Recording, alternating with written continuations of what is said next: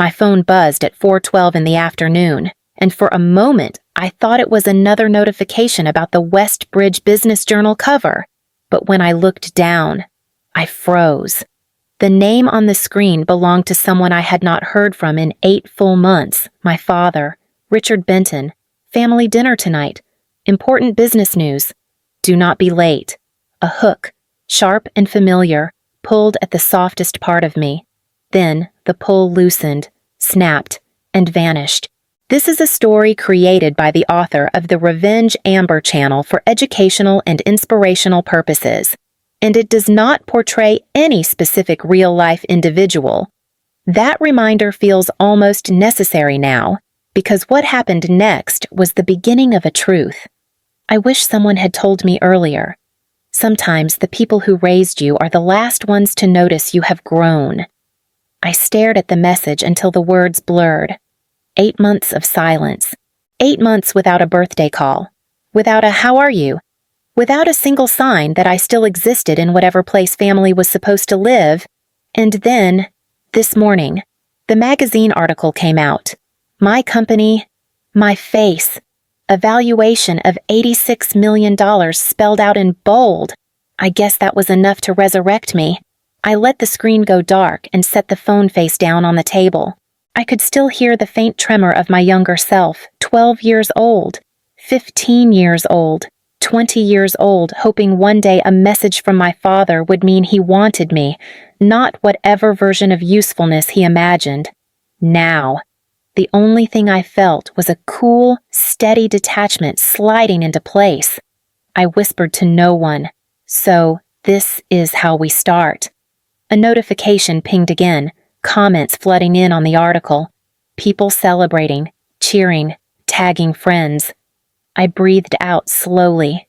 If anyone watching this has ever felt invisible until the moment they became valuable, then stay with me. I want you to hear this entire story. And if you are watching from somewhere specific, tell me in the comments. I want to know where this reaches you, but standing there in my quiet apartment, looking at the message from Richard, something inside me settled. They wanted a daughter at dinner. What they were getting was someone entirely different, and they had no idea. 2 years before that message arrived, I had believed with the sort of trembling, reckless hope only exhaustion can create that my family would finally see me. My company had just closed its Series B, round $28 million raised after months of pitching, sleeping on an office floor, and pretending ramen counted as a meal. I wanted to celebrate with the people who were supposed to love me, so I booked a private room at the Marwood Room, the restaurant my parents bragged about every holiday. I ordered everything they liked. I dressed in a navy dress I could barely afford at the time, and I sat at a table set for 6. At 7:15, the waiter stepped in and asked, "Would you like me to pour the wine now, Ms. Benton?" "Not yet," I told him. "They are on their way." At 7:45, I texted my mother, "Are you close? Everything okay?" No answer. By 8 o'clock, the first response finally arrived. My older brother, Clark, sent a single line. "Can't make it." Something came up. "Have a drink for me." He did not have his kids that night. I knew it. He knew I knew it. Neither of us said anything. 10 minutes later, my mother replied, "Sweetheart, I have a terrible migraine. Take pictures of the food. Love you." The lie burned before I even opened Instagram, but I opened it anyway. My cousin's story was a video of a party, loud music, bright lights, and there was my mother behind the bar, lifting a glass, laughing like someone who had never heard the word migraine. She was at Chase's influencer launch, an event he had invented less than a week earlier. The waiter returned. "Would you like to order?" Now I looked at the untouched plates, the empty chairs, just the check. He hesitated. "Are you sure?" "Yes," I said, because if I said anything else, my voice would break. When I stepped outside, rain hit me in a sudden soaking sheet. I did not move. I let it ruin the dress, ruin the makeup, ruin the illusion. Cars splashed past. No one noticed me, which somehow felt fitting. My phone buzzed again, this time from my father. Not an apology, not a question. Nothing. Just silence. The kind he had mastered long before any of us learned to speak. The rain chilled my skin, but something colder settled inside me, the beginning of the distance that would one day save me. I remember whispering into the storm, "This is the last time." I did not know then how true that would become. After that night at the Marwood Room, the memories I had buried began surfacing with a sharpness I could no longer ignore. I remembered standing on a middle school stage, clutching a medal for winning the state science fair. I had built a water filtration model that took me months. When the principal asked, "Where are your parents?" I smiled and said, "Traffic," even though I knew exactly where they were. Later that day, Clark bragged about scoring a single run in his baseball game. My father clapped him on the back and said, "That's my boy." No one asked about the medal still in my pocket. In college, when I crossed the stage to receive my degree, my family slipped out right after my name was called. My mother whispered, "Your uncle is bored, sweetheart. We'll celebrate later." There was no later. The clearest memory came from the year I tried to start my first company. I asked my father for $7,500 to buy a server. He sighed the way people sigh when they are exhausted by you. "Laurel, be reasonable. Business is risky. You are better off finding a stable husband. I am not asking for a handout." I said, "It is a loan." He waved me off. "I cannot throw money at your hobbies." 2 weeks later, he handed Clark keys to a brand new truck worth $50,000. When Clark crashed it a month later, my father laughed and said, "Boys will be boys." The message was always the same: my brothers were worth investing in. I was worth overlooking. So when the text appeared on my phone 8 months after they had all fallen silent, I did not feel curiosity or hope. I felt something far steadier, shaped by years of repetition. I finally understood the pattern, and I finally knew how to break it. I stood in front of my closet, staring at the rows of tailored blouses and structured suits. Any one of them could have walked into Westbridge Country Club and announced that I no longer needed anyone's approval. But that was not the version of me my family expected. They needed to see someone small, someone familiar, someone they believed they could manipulate. I reached past the silk and wool and pulled out an old gray sweater with a loose thread on the left sleeve. I paired it with plain black trousers and flats I had not worn since my early startup days. When I looked in the mirror, the reflection was exactly what I intended a woman they still thought they owned. My phone buzzed. Aisha Monroe, my CFO, had sent a message. "All documents ready. Lenders confirmed. Say the word." I typed back, "Give me an hour." On the way to the garage, the old ache crept in, the one that lived in my stomach whenever I had to face my family. But I heard my own voice steadying me. "You are not the girl they remember." My sleek electric coupe waited in its usual space, polished and quiet. Right beside it sat my old 2014 Camry, bumper dented from a forgotten parking lot incident. I opened the Camry's door, and the familiar stale scent wrapped around me. It felt like stepping backward in time, exactly what I needed. As the engine sputtered to life, another memory surfaced, the guard at that same country club once telling me, "Deliveries go around back. Tonight." I hoped he said it again. It would mean my disguise was working. During the 40-minute drive, my hands tightened around the steering wheel whenever my mind drifted toward the past, my father's impatience, my mother's indifference, Clark's smirk, Chase's entitlement. Each one tried to press on old bruises. I forced my breath slow. "You run a company worth $86 million, I whispered. "You negotiate with people who make your father look like a hobbyist." But when I pulled up to the club gate and the guard leaned out, the old dynamic snapped into place. He looked at my car and said, "Deliveries are around back." I met his eyes. "I'm here for the Benton reservation." He checked his clipboard, confused, then stepped aside. Go ahead, ma'am. As the gate lifted, something inside me settled. They still saw what they wanted to see. Good. That meant they would never see what was coming. The moment I stepped into the gold room, my mother's voice sliced through the air. There she is! Helen Benton rushed toward me with arms wide, her perfume arriving before she did. She wrapped me in a hug that felt like a photo opportunity. We missed you so much, sweetheart, she said. I kept my arms at my sides. It has been 8 months. Mom. She released me as if she had not heard the comment at all. Come, everyone is excited to see you. My father, Richard, stood at the head of the table, adjusting the cuffs of his navy suit. Look who finally made time for family, he announced. Our rising star. Clark raised his glass in a lazy salute. Nice outfit. Laurel, very practical. Chase did not look up from his phone.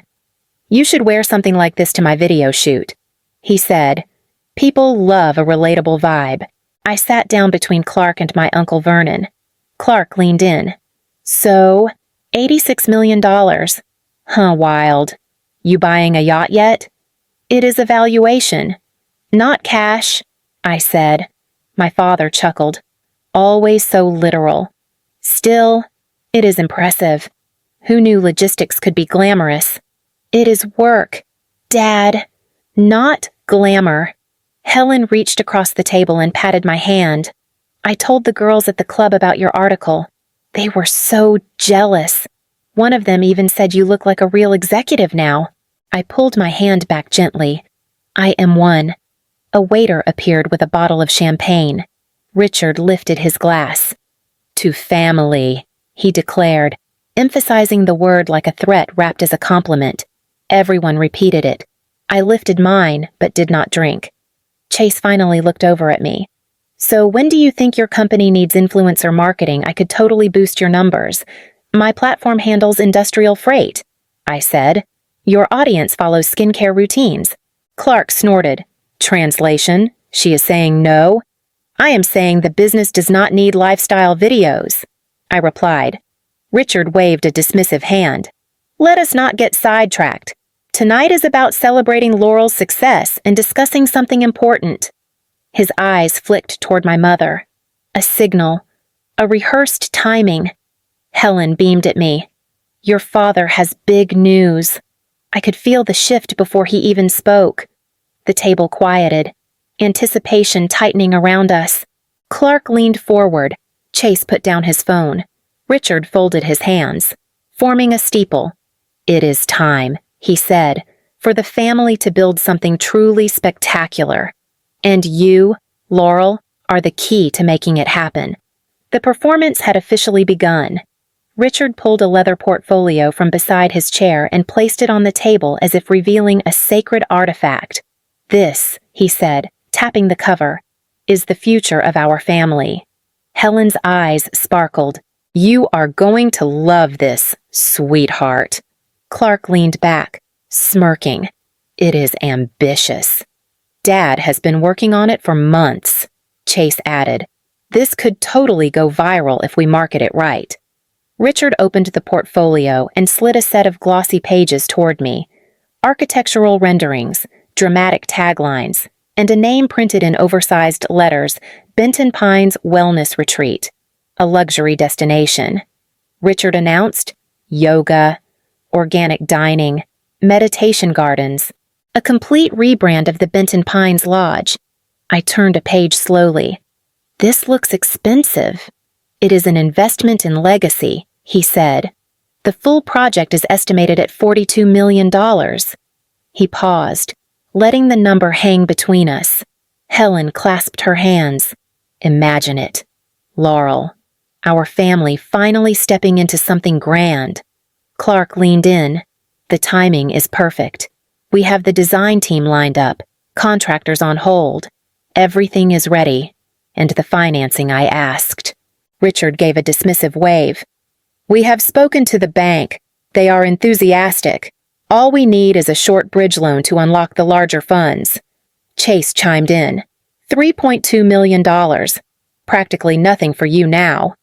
The words landed with a thud, heavy and familiar. I kept my voice steady. "Alone." Richard smiled at me the way a man smiles at a chess piece he believes is already trapped, with 8% interest. Very generous terms. "You would be helping your family while growing your own wealth." Helen leaned forward. "You have done so well, sweetheart. It is time to bring that success home." Clark tapped the table. "It is your turn to support the brand. We all carry it." Chase nodded eagerly. "Yeah, do your part." There it was, the assumption that my achievements belonged to all of them, that my work was a resource they were entitled to. I flipped through one more page. "And you need this money," when Richard exhaled with exaggerated patience. "By the end of the month, business moves fast. You, of all people, should understand that." I set the portfolio down and met his gaze. "I do understand," I said quietly. "More than you think." They heard compliance in my tone. They had no idea it was the sound of the ground beginning to shift beneath them. I placed the glossy portfolio gently on the table, the way someone might set down a weapon before pulling out a bigger one. "Before I agree to anything," I said, "I have a few questions." Richard gave a magnanimous nod. "Of course." "Ask away." "The bank you mentioned," I said. "Which one is it?" "First Sound Bank." He replied quickly. "We have worked with them for decades, and they approved the loan." "They are finalizing paperwork," he said. "It is basically done." I tapped the edge of the portfolio, and occupancy at Benton Pines has been stable. Clark stiffened. "Seasonal fluctuations," he said. "Completely normal." "Right," I murmured. Then I pulled my tablet from my bag and powered the screen on. Clark frowned. Chase glanced at my hands. Richard watched the tablet the way a man watches a door he suddenly wishes he never opened. "I did a little research before coming tonight," I said. "Public records are surprisingly accessible." Richard's smile faltered. "Laurel, this is unnecessary." "Is it?" I asked. Helen touched her necklace.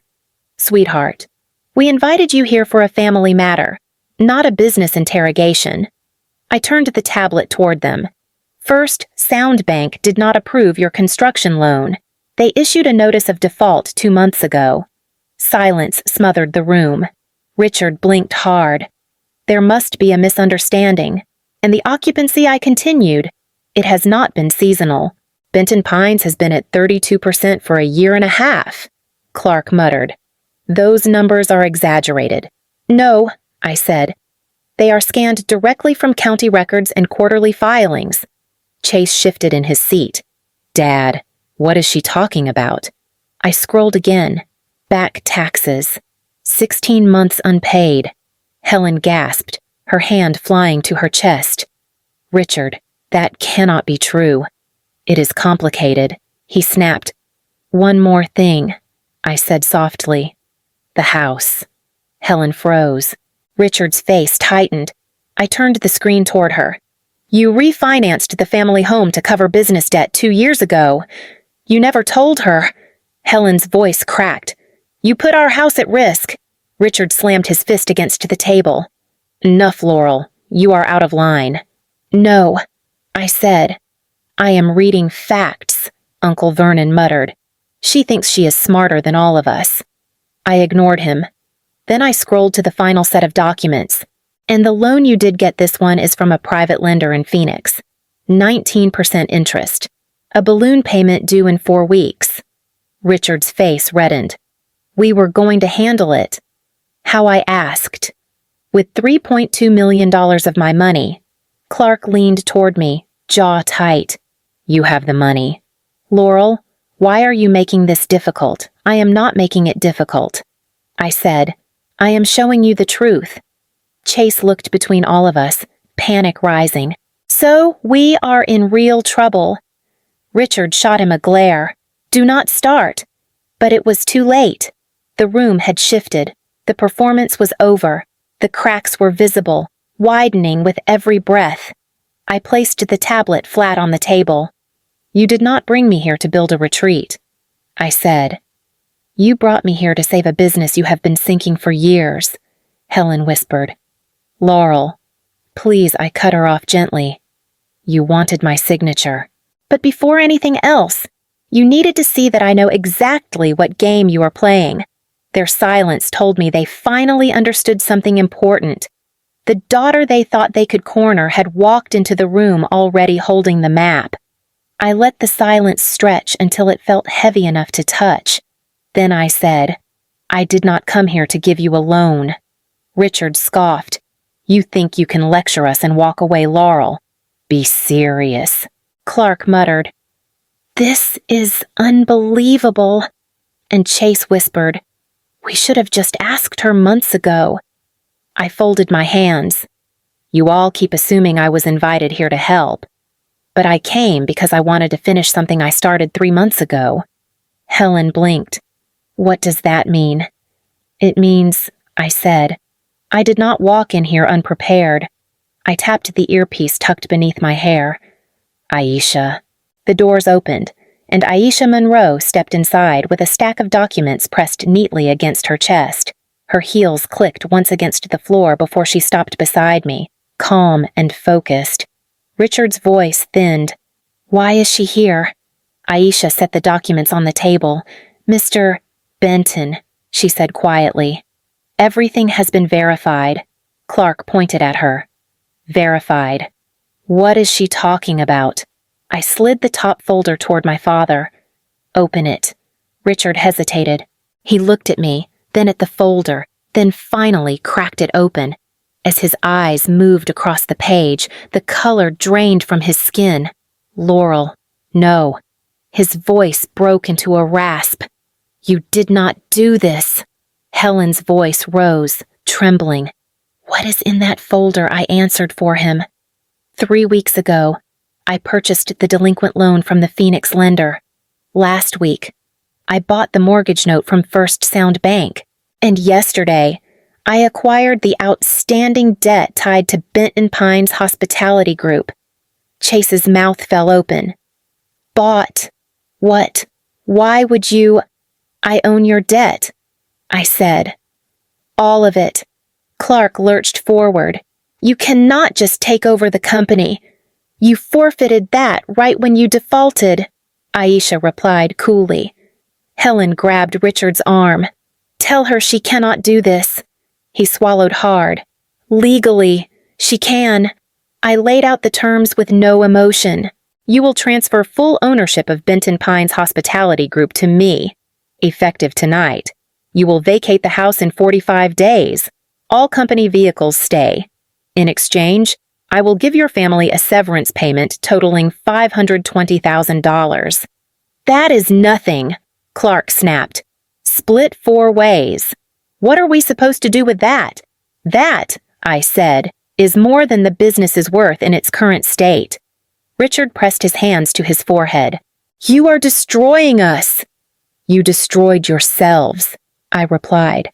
I am giving you a softer landing than the bank ever would. For a moment, no one spoke. Then Chase whispered, What happens if we do not sign? Aisha answered, Foreclosure proceedings begin tomorrow morning. Helen broke first. She grabbed the pen with shaking fingers. Give it to me, she whispered. Let us end this before the whole town hears. One by one, they signed Richard with a groan, Clark with a curse, Chase with a trembling hand, Uncle Vernon with a muttered insult. Aisha stamped the final page. Ownership has officially transferred.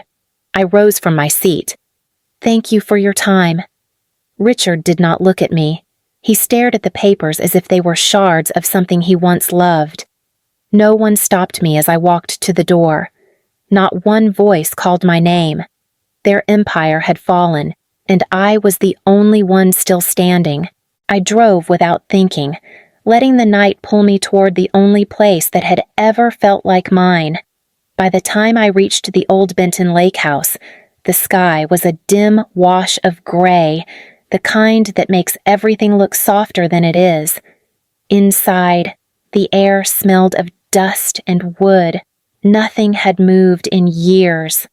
My childhood room still held the faded posters, the uneven shelf my father promised he would fix, the little desk where I used to do homework alone.